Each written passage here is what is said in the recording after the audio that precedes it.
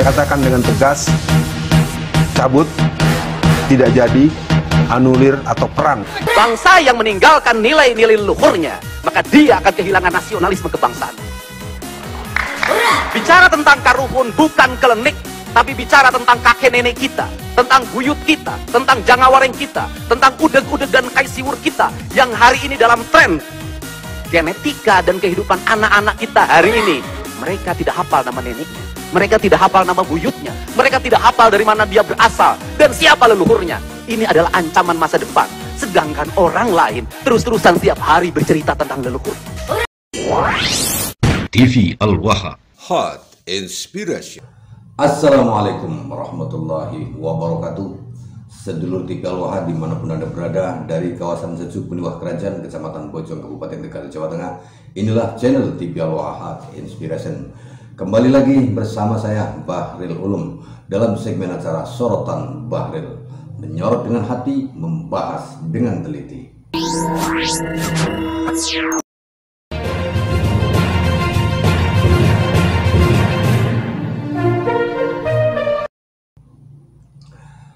Sedulur TV Al-Waha, Kang Deddy Mulyadi kali ini diserang habis-habisan oleh Rizik Syihab dan bala kurawanya. Mereka menyatakan perang terhadap Kang Deddy Mulyadi yang berusaha untuk menusantarakan hal-hal apa saja yang berbau kearab-araban. Salah satunya adalah penggantian nama Rumah Sakit Al-Ihsan menjadi Rumah Sakit Welas Asih. Di sini kalau saya lihat bahwa maksud Kang Deddy bukan hanya sekedar membersihkan korupsi, karena Rumah Sakit Al-Ihsan ketika dengan nama Al-Ihsan justru menjadi ajang korupsi, dan pada saat menggunakan nama Rumah Sakit Al-Islam itu yang menggunakan rumah sakit tersebut hanya orang Islam, karena sudah jelas dari namanya orang non-muslim tidak mau masuk ke dalam rumah sakit tersebut. Sementara RSUD Al-Ihsan milik pemerintah. Seharusnya kalau milik pemerintah, semua masyarakat apapun agama dan kepercayaannya bisa menggunakannya. Namun ternyata penggantian Rumah Sakit Al-Ihsan menjadi Rumah Sakit Welas Asih itu mendapatkan perlawanan dari Kang Rizik Syihab dan bala kurawanya. Sampai-sampai ada seorang ustadz, ya saya nggak menyebutkan namanya, Anda tahu sendiri ini siapa, Alfian Tanjung atau siapa itu, menyatakan perang. Untuk lengkapnya mari kita simak narasi berikut ini, sedulur TV Al-Waha. RSUD Welas Asih, satu kalimat yang setajam keris memindahkan makna ihsan ke padanan Sunda yang hangat Welas Asih, lalu menempatkannya di jantung pelayanan publik. Para pengusung Panji Khilafah, HTI, dan barisan FPI sontak kelojotan. Mereka yang selama ini menjadikan kosakata Arab sebagai benteng identitas, tersentak ketika Deddy Mulyadi menunjukkan bahwa rahmat Islam tak wajib beraksen Arab untuk terasa di tanah Parayangan. Begitu kerasnya mereka terhadap apa yang dilakukan oleh Kang Deddy Mulyadi, sehingga dengan tegas mereka tolak perubahan nama dari Al-Ihsan menjadi Welas Asih. Pertanyaannya, siapa mereka? Kenapa mereka berani menolak? Mereka bukan siapa-siapa di Jawa Barat. Namun seperti biasa yang dilakukan gerombolan FPI, mereka hasut masyarakat untuk menentang Deddy Mulyadi. Dan kemudian mereka menyatakan bahwa ini adalah sebagai bentuk perang terhadap Allah. Jawa Barat itu adalah daerahnya para santri dan ulama. Bisa menghimbau, mari perhebat dakwah kita, mari pertegas, mari berikan ultimatum, jangan pernah mendukung pemimpin yang berani terang-terang membentur dirinya dengan prinsip-prinsip tauhid. Semua orang tahu bagaimana iman, bagaimana Islam, bagaimana ihsan merupakan trilogi yang menjadi kajian mendalam di seluruh pesantren dan kajian-kajian pendidikan Islam. Pertama itu. Yang kedua, ini persoalan akidah. Bahwa ternyata sudah sok banget lo ya, mentang-mentang kuasa, jadi lo membenturkan apa yang ada dalam keyakinan dan transcendence. Saya katakan dengan tegas, cabut, tidak jadi, anulir atau perang. Benarkah perubahan nama dari Al-Ihsan menjadi Welas Asih itu adalah merupakan bukti bahwa Kang Deddy Mulyadi itu menyatakan perang terhadap Allah dan terhadap Islam? Sahabat Puja Sumatera, di balik gegap gempita itu, KDM sedang memperagakan politik simbol super halus, menarik agama kembali ke tanah, bukan mengangkut tanah ke mimpi khilafah. Nama baru rumah sakit itu bukan sekadar rebranding, melainkan deklarasi bahwa bahasa ibu, bahasa Nusantara, cukup sakral untuk memeluk asma-asma ilahi. Dan begitu satu simbol runtuh, propaganda yang bertumpu padanya ikut goyah. Apa yang ingin dihadirkan KDM lewat Welas Asih adalah pribumisasi makna, membaca ayat langit dengan aksara bumi. Bila itu diterapkan di Palu, nama Mutiara bisa kembali bercahaya atau diganti tokoh lokal sekelas Tadulako, Dato Karama, atau Nani Wartabon, menempatkan setiap warisan pada porsi wajar, tak menutup tapak para leluhur yang lebih dulu menabur darah di tanah Kaili. Markas Syariah, sebuah sarang yang disulap menjadi panggung propaganda. 5 pusara laskar dilapisi narasi suci, diputar di pengeras suara seolah pemerintah telah membantai umat. Padahal sejarah mencatat, benturan bersenjata itu lahir dari laku konfrontatif mereka sendiri. Tempat yang semestinya meneduhkan ilmu berubah jadi museum kebohongan yang menjual kesyahidan instan. Di sini, wacana KDM meratakan mengambil bentuk metafor paling tajam, meratakan mitos dan menghapus sejarah palsu. Merontokkan aura kesucian palsu itu jauh lebih penting untuk nasib anak cucu kita nanti. Karena propaganda itu hidup di kepala, bukan di tembok. Dan tatkala narasi palsu runtuh, pusara kepalsuan itu akan kembali sunyi, dihormati tanpa dijual sebagai tiket politik. Sahabat Puja Sumatera, kenapa semua ini genting bagi sejarah? Pertama, dominasi simbol Arabisasi, membiarkan nama-nama yang menjunjung garis nasab semata, menanam benih superioritas etnis. Pada akhirnya, sejarah Nusantara seolah ditulis oleh keturunan Timur Tengah yang datang belakangan, sementara darah pribumi terpinggirkan. Kedua, kemuliaan berkedok silsilah. HTI, FPI, wabil khusus Ba'alawi, memetik legitimasi dari setiap situs suci untuk merekrut, menjadikan pribumi sebagai kayu bakar, menggalang dana, dan merawat narasi keterzaliman. Bila narasi itu tak dibongkar, kekerasan ideologis akan terus diregenerasi. Ketiga, pengaburan fakta historis. Membiarkan klaim pemerintah pembantai Laskar FPI, pengakuan identitas, berarti membiarkan generasi esok mewarisi sejarah yang cacat. Negara digambarkan tiran, sementara provokator disulap martir. Sahabat Puja Sumatera, bagaimana cara kita pulang di jalan Nusantara? Yaitu dengan merestorasi nama dan merestorasi ingatan. Apa yang harus kita lakukan? Pertama, pulihkan identitas lokal di setiap ruang publik strategis, rumah sakit, bandara, jembatan, nama jalan, hingga stadion. Kedua, tuliskan ulang narasi Markas Syariah dalam buku putih yang memuat kronologi bentrokan, fakta hukum, dan latar ideologis, supaya mitos pembantaian tak lagi laku dijual oleh imigran Yaman.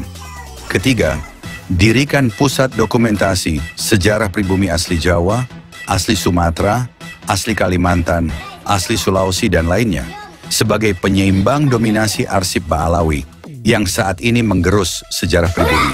Ketiga, bangun literasi kritis agar publik memahami beda antara hormat pada ulama asli dan ulama abal-abal, antara keturunan Nabi dan Habaib, serta tunduk pada aristokrasi nasab.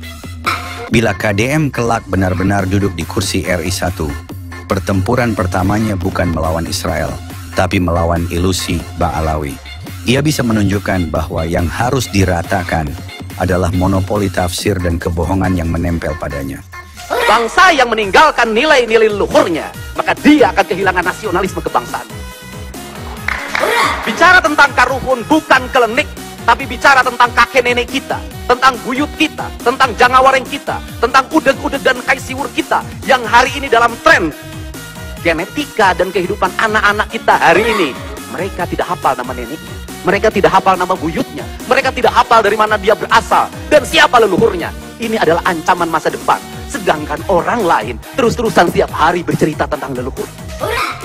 Bila semua sudah bersih, maka negara akan kuat, mampu menciptakan kemandirian dan akan menjadi negara ber-SDM tinggi, bermartabat, berbudaya khas Nusantara. Karena sejarah Indonesia butuh penduduk yang berani memungut cermin retak, menyusunnya kembali, dan berkata, inilah wajah kita apa adanya, tanpa topeng Arabisasi, tanpa propaganda darah suci. Dan ketika cermin itu utuh, segala klaim superioritas akan pecah dengan sendirinya. Demikianlah sahabat, dikutip dari histori berbagai sumber. Gubernur Jawa Barat, ada rumah sakit umum daerah di Jawa Barat, namanya Rumah Sakit Umum Daerah Al-Ihsan. Nah, kenapa dikasih nama Al-Ihsan?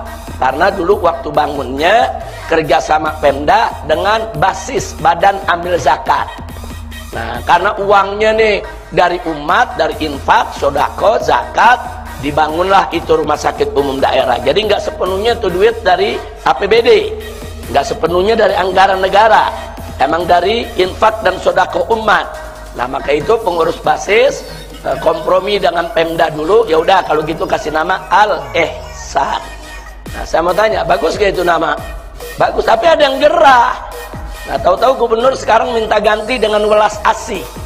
Saudara, kita nggak katakan welas asih itu jelek, tapi ada urusan apa Al-Ihsan diganti dengan welas asih? Kalau gubernur mau bikin rumah sakit baru, kasih nama welas asih, silakan. Bikin rumah sakit baru, namanya Rumah Sakit Sampurasun, silakan. Bikin rumah sakit baru, namanya Rumah Sakit Welas Asih, silakan. Saudara, kenapa yang sudah ada uang dari bantuan umat kok diganti dari Al-Ihsan ke Welas Asih? Kenapa? Karena dia nggak suka tuh kata Al-Ihsan, dianggap ini Arab ini bau Islam ini Arab. Kenapa mesti Al-Ihsan?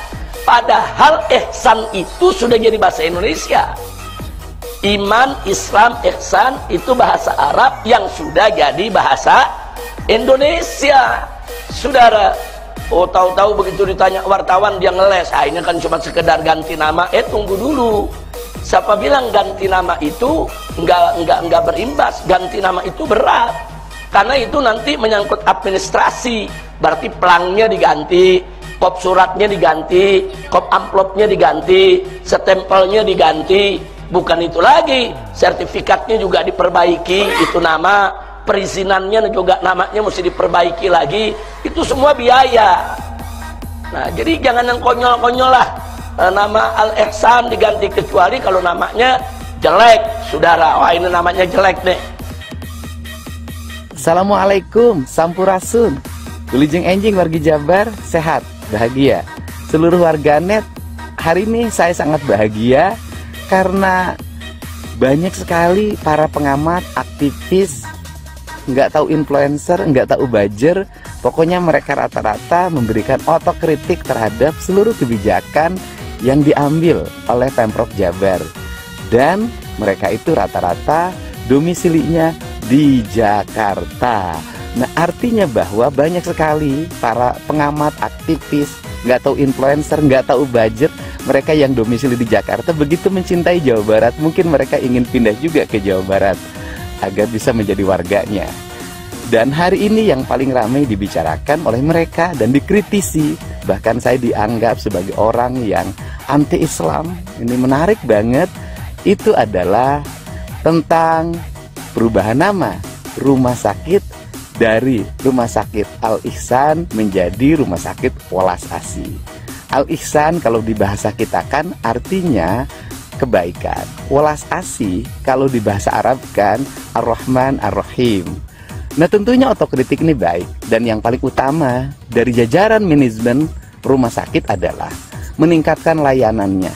Menggunakan nama-nama yang indah harus seiring dengan kualitas layanan yang lebih baik, apalagi menggunakan nama-nama yang itu sakral dan spiritual. Kualitas layanannya harus mencerminkan kesakralan dan kespiritualitasannya.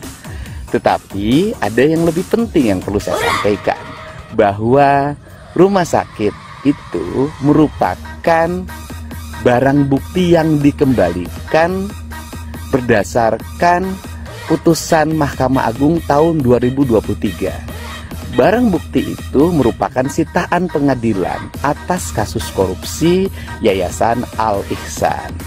Nah, ada yang sebagai orang awam saya tentunya sangat bertanya. Pertanyaannya adalah, kenapa saat nama Al-Ihsan yang sangat sakral itu digunakan sebagai nama untuk melakukan tindak pidana korupsi, lantas para aktivis atau orang-orang yang sangat mencintai agama itu kok diam saja waktu itu? Nah, sedulur di bawah, itulah apa yang disampaikan oleh Bang Rizik Syihab, di mana dia mengatakan ya seperti itu tadi, mengira bahwa Kang Deddy Mulyadi itu melawan Islam, pengen menghancurkan Islam karena dia tidak suka atau benci terhadap Islam, hanya karena sebuah istilah. Memang Syekh Sper pernah mengatakan what is name, apa itu arti sebuah nama. Tetapi ketika kita melihat nama istilah Habib itu sendiri, Habib itu kan bahasa Arab, tetapi kenapa dengan bahasa Habib, bahasa Arab yang maknanya yang dicintai, yang mencintai, itu kok banyak sekali, dan boleh dikatakan para Habib-Habib yang menggunakan istilah Arab ini, ke Arab-Araban di Indonesia ini, justru mereka pengen melakukan sesuatu tindak kejahatan. Bukan hanya kejahatan terhadap individual, tetapi terhadap bangsa dan negara ini. Pertanyaannya, kenapa orang-orang yang mengaku Habib melakukan tindakan-tindakan yang dalam tanda petik kejahatan? Saya Bahril Rum. Assalamualaikum warahmatullahi wabarakatuh.